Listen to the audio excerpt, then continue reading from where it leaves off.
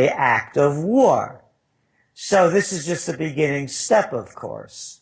And where will it go from there? Well, it seems like each week they keep adding more and more sanctions.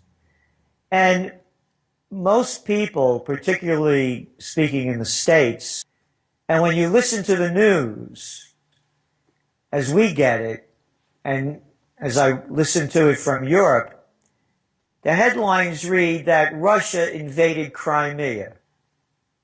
They didn't invade Crimea. They've been there since 1783. Yeah, that's true. At that port.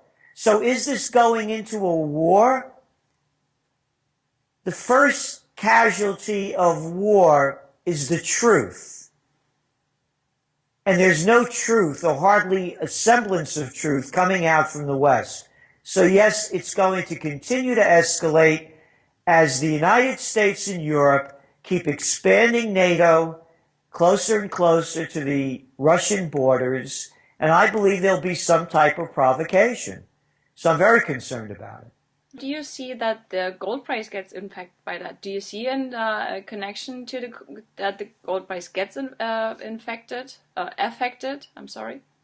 Yes, we saw what happened with gold prices when the flashpoint happened with the first phase of the Ukrainian crisis. Yes, that's true. Yes. They jumped up. So now that it's calmed down, they went down.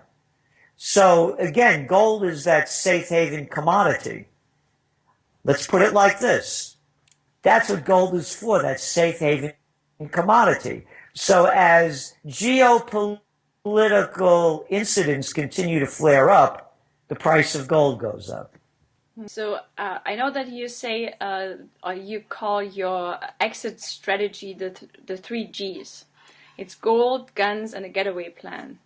Do you think that the Germans should also have an exit strategy? Do you think, or do you expect that for the next 10 years it will be all right? Well, 10 years, nobody could predict that far out. And as I get the information, the media coming from, that I get from Europe, is that there's a lot of pressure, more and more with Germany to take tougher measures against Russia. So if that continues to go in that direction, I saw that quote in Bild by Timoshenko about Hitler and Putin, and this is like an insane person talking.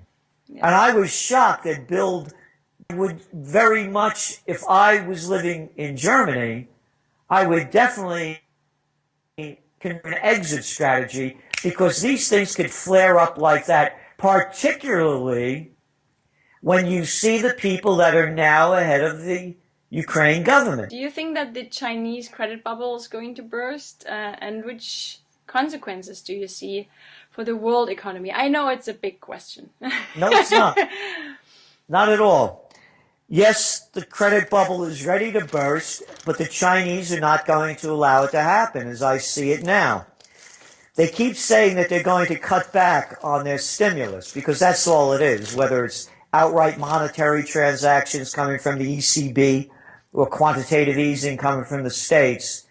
The result is the same, pumping in cheap money into the system with record low interest rates.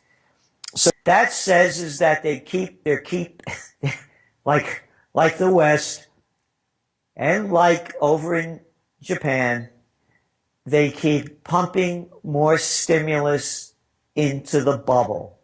Mm-hmm. At some point, it has to deflate. Mm-hmm. When that will happen, I don't know.